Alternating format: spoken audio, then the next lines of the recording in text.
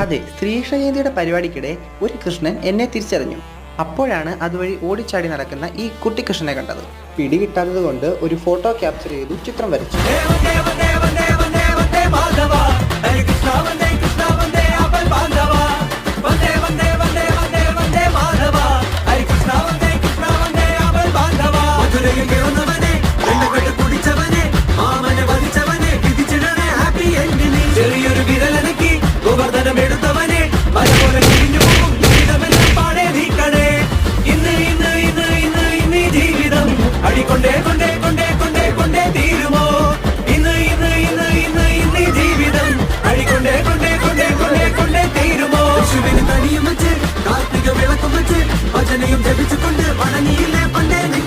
ഇവനൊരു